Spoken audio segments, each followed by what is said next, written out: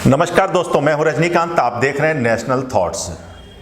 किसी शायर ने ठीक ही कहा है कि हमने हर दौर में तजरीरें सही है, लेकिन हमने हर दौर के चेहरे में जिया बख्शी है। हर दौर में मेहनत के सितम झेले हैं, हमने हर दौर के हाथों में हिना बख्शी है। यदि आपका संघर्ष सही दिशा की तरफ है, आप परिश्रम करते हैं, तो आप कुछ ऐसा कर दिखाएंगे। और ऐसा ही कुछ कर दिखाया है अपने इस कार्यकाल के दौरान। बहुत सी निगम पार्षद हैं, हम किसकी बात करेंगे। कुछ ही तो लोग होते हैं जिनकी हम बात करने के लिए आते हैं।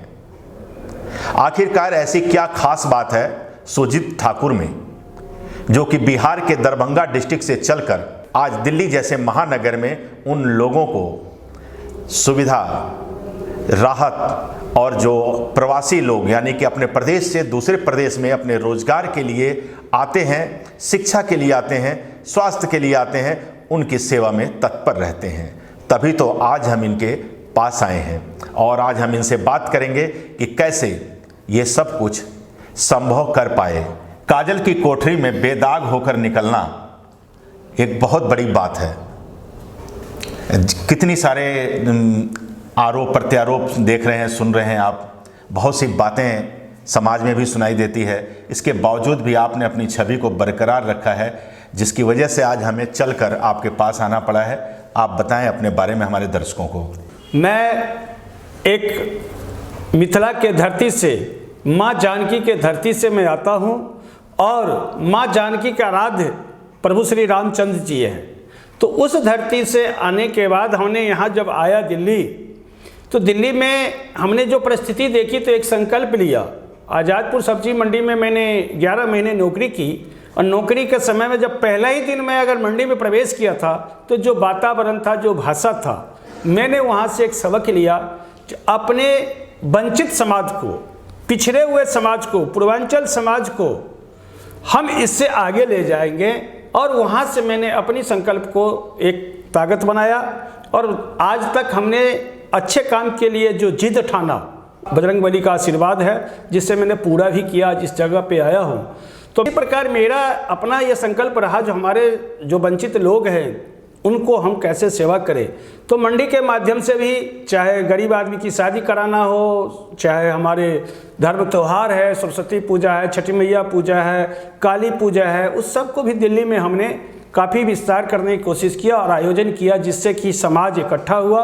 और धीरे धीरे इस बात को जागरूक होते होते हम दिल्ली में पूर्वांचल समाज आज एक स्थाई पे है। और फिर इसमें जो पार्षद का आपने क्वेश्चन किया, पार्षद हकीकत में कोई उसका तनख्वाह नहीं है, कोई मेडिकल सुविधा नहीं है।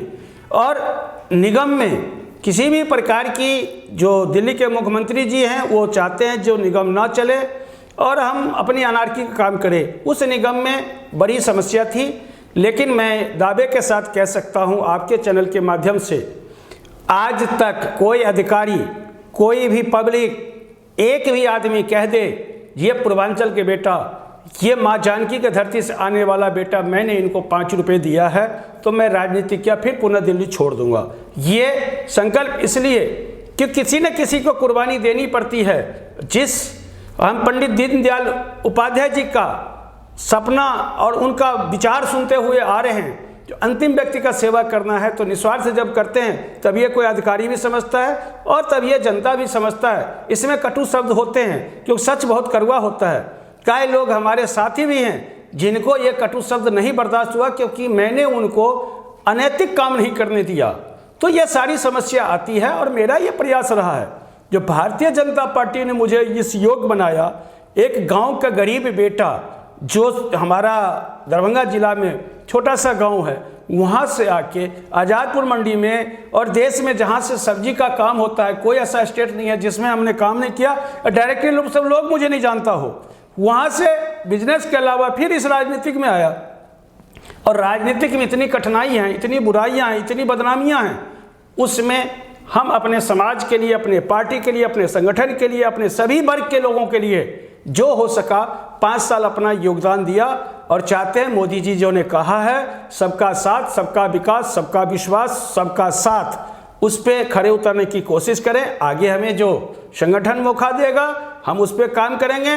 दिल्ली के मुख्यमंत्री जी जो सिर्फ दारू बेचने का काम करके रिश्वत लेने का काम कर रहे हैं और ख़ास तौर से हमारे पूर्वांचल समाज को नशा में झोंक के उनको कमज़ोर करके बंधुआ मजदूर रखने की कोशिश कर रहा है, तो हम उसको उजागर करते रहेंगे। जो कांग्रेस से भी बड़ा भ्रष्टाचारी केजरीवाल सरकार आप पार्टी है, उसको उजागर करने के लिए सदैव हम अपना सब कुछ निछावर करके इस पे हम लगे रहेंगे।